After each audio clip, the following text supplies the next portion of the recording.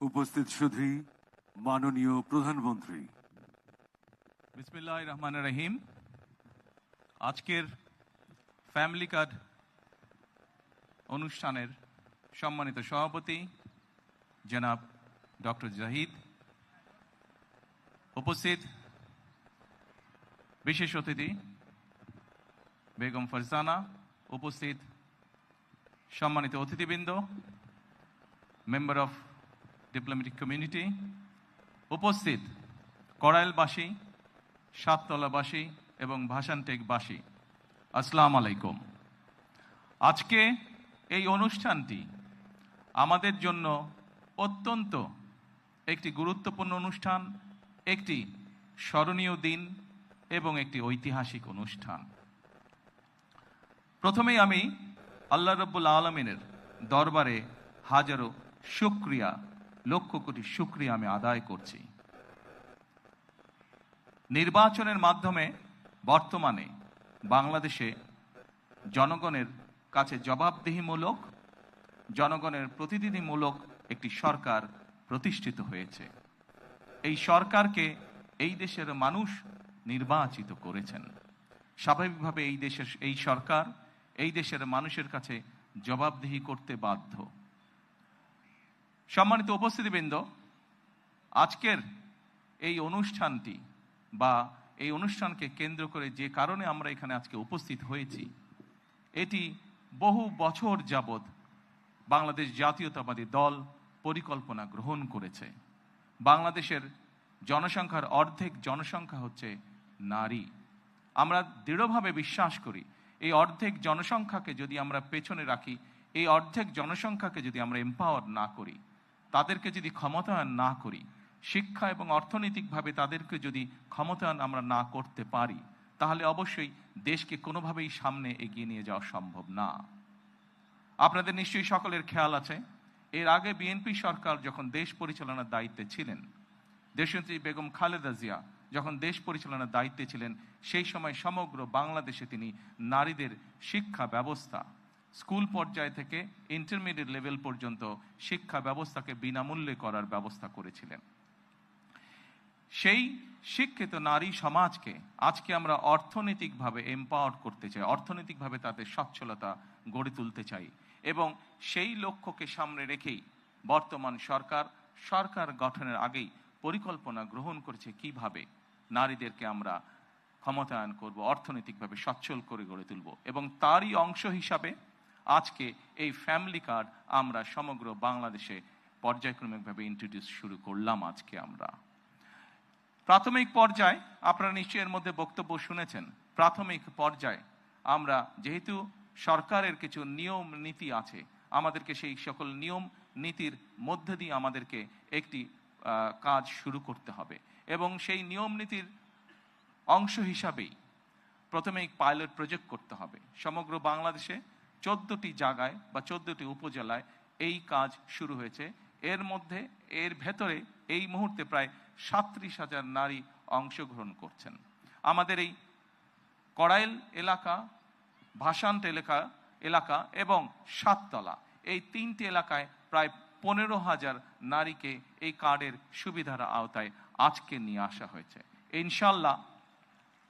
ইনশাল্লাহ আমি দৃঢ়ভাবে বিশ্বাস করি আমার সরকার পর্যায়ক্রমিকভাবে বাংলাদেশে যে 4 কোটি পরিবার রয়েছে, সেই 4 কোটি পরিবারের যারা নারী প্রধান, তাদের কাছে আগামী 5 বছরের মধ্যে ইনশাল্লাহ পর্যায়ক্রমিকভাবে সকলের কাছে আমরা এই ফ্যামিলি কার্ড নিয়ে যেতে সক্ষম হব ইনশাল্লাহ। সম্মানিত সকল উপস্থিতিবৃন্দ, আমি আমার বক্তব্যের প্রথমেই বলেছি যে আমরা একটি দায়িত্বশীল সরকারের ভূমিকা পালন করতে চাই, যেই সরকার জনগণের জন্য কাজ করবে, যেই সরকার কাজ করবে দেশের জন্য। আমরা জনগণের কাছে জবাবদিহি থাকতে চাই, এবং তারই একটি অংশ হিসাবে আমাদের দল, বাংলাদেশ জাতীয়তাবাদী দল, নির্বাচনের পূর্বে আমরা বাংলাদেশের মানুষের কাছে প্রতিশ্রুতি দিয়েছিলাম, বাংলাদেশের নারী সমাজের কাছে প্রতিশ্রুতি দিয়েছিলাম যে বিএনপি সরকার গঠন করতে সক্ষম হলে আমরা এই ফ্যামিলি কার্ড এর কাজ শুরু করব। আপনারা নিশ্চয়ই খেয়াল করেছেন, আমরা আল্লাহর রহমতে বাংলাদেশের মানুষের সমর্থন নিয়ে বিগত নির্বাচনে সরকার গঠন করার 1 মাসেরও কম সময়ের মধ্যে আমরা আমাদের এই প্রতিশ্রুতি, জনগণের কাছে দেওয়া প্রতিশ্রুতির কাজ আমরা শুরু করেছি। এবং শুধু এই প্রতিশ্রুতি নয়, আমরা আরো কিছু প্রতিশ্রুতি করেছিলাম, তার মধ্যে যেগুলো আমাদের প্রায়োরিটি প্রয়োজন ছিল, তার মধ্যে আরেকটি আছে কৃষক কার্ড। সেই কৃষক কার্ডের কাজও আমরা শুরু করেছি ইনশাআল্লাহ। ঠিক আজকের এই অনুষ্ঠানে আমরা যেভাবে 37,000 মানুষের কাছে, 37,000 নারীর কাছে আমরা ফ্যামিলি কার্ড তুলে দিতে সক্ষম হয়েছি, ঠিক একইভাবে আগামী মাসের মধ্যে আগামী মাসের ভেতরে আমরা কৃষক ভাইদের কাছেও, বহু কৃষক ভাইদের কাছে আমরা কৃষক কার্ড তুলে দিতে সক্ষম হব ইনশাআল্লাহ। সম্মানিত উপস্থিতিবৃন্দ, আপনারা নিশ্চয়ই খেয়াল করেছেন, আমরা দেশের মানুষের কাছে আমরা প্রতিশ্রুতি দিয়েছিলাম, বিশেষ করে আমরা বাংলাদেশের কৃষক ভাইদের কাছে আমরা প্রতিশ্রুতি দিয়েছিলাম যে বিএনপি সরকার গঠন করতে সক্ষম হলে যাদের কৃষি ঋণ 10,000 টাকা পর্যন্ত আছে, কৃষি ঋণ সুদ সহ, সেই কৃষি ঋণ বিএনপি সরকার গঠনে সক্ষম হলে সেই কৃষি ঋণ আমরা মওকুফ করব। আল্লাহর রহমতে আমরা গত সপ্তাহে সেই 10,000 টাকা পর্যন্ত কৃষি ঋণ মওকুফ সরকারের পক্ষ থেকে করে দেওয়া হয়েছে সুদ সহ।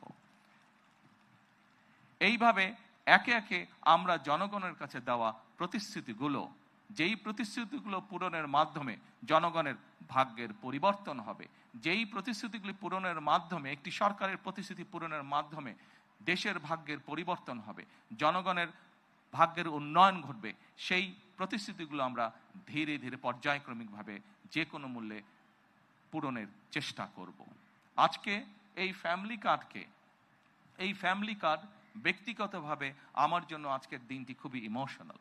কারণ এখানে আজকে যারা আপনারা অতিথি উপস্থিত আছেন, এখানে কিছু মানুষ উপস্থিত আছেন যাদের সাথে বিগত অনেকগুলো বছর ধরে আমি বসে বসে আমরা পরিকল্পনা গ্রহণ করেছি যে কিভাবে যখন সময় আমরা পাবো, সুযোগ পাবো, জনগণের সমর্থন পাবো, সেই ফ্যামিলি কার্ডটিকে আমরা বাস্তবায়ন করব।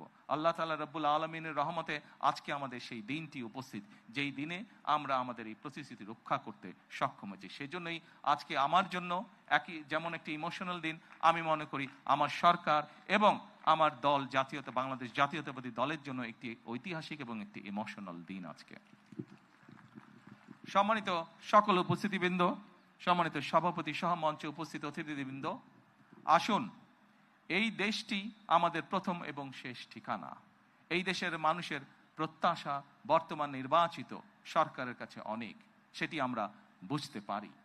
কিন্তু একই সাথে আমরা যদি বাস্তবতা বিবেচনা করি এবং সমসাময়িক ঘটনা, মধ্যপ্রাচ্যের যে পরিস্থিতি, সকল কিছু যদি বিবেচনা করি, তাহলে আমরা যে প্রতিশ্রুতিগুলি দিয়েছিলাম, আমরা অবশ্যই আমাদের প্রতিশ্রুতি থেকে বিন্দুমাত্র আমরা অবস্থান পরিবর্তন করব না। হয়তো সমসাময়িক বৈশ্বিক পরিস্থিতির কারণে ক্ষেত্র বিশেষে হয়তো আমাদের কিছু কিছু ক্ষেত্রে সময় বেশি লাগতে পারে প্রতিশ্রুতিগুলো বাস্তবায়নের জন্য। সেজন্যই আজকে আমি সকলকে অনুরোধ করব, এখানে যে সকল এলাকাবাসী উপস্থিত আছেন, আপনাদের মাধ্যমে সমগ্র দেশবাসী যে সকল উপস্থিত আছেন, আপনাদের মাধ্যমে সমগ্র দেশবাসীকে এবং মিডিয়ার মাধ্যমে সমগ্র দেশবাসীকে আমি অনুরোধ করব যে আসুন আমরা ধৈর্যের সাথে সমগ্র পরিস্থিতি মোকাবেলা করি, আমরা ধৈর্যের সাথে সুন্দরভাবে আমাদের এই দেশটিকে গড়ে তুলি। সম্মানিত সকল অতিথিবৃন্দ, আমি নির্বাচনের সময় একটি কথা প্রায় বলতাম, প্রত্যেকটি নির্বাচনী জনসভায় আমি একটি কথা আমার বক্তব্যের শেষে আমি তুলে ধরতাম। সেই কথাটি ছোট্ট একটি স্লোগানের মতন, আপনাদের সকলের কম বেশি জানা আছে, সমগ্র বাংলাদেশের মানুষের কাছে স্লোগানটি পৌঁছে গেছে। আজকে সেই স্লোগানটি দিয়ে আমি আমার বক্তব্য শেষ করতে চাই। সেই স্লোগানটি ছিল, করব কাজ, গড়ব দেশ, সবার আগে বাংলাদেশ। সকলকে আবারও আন্তরিকভাবে ধন্যবাদ জানিয়ে আজকে আমার বক্তব্য আমি শেষ করছি। আল্লাহ হাফেজ। বাংলাদেশ জিন্দাবাদ।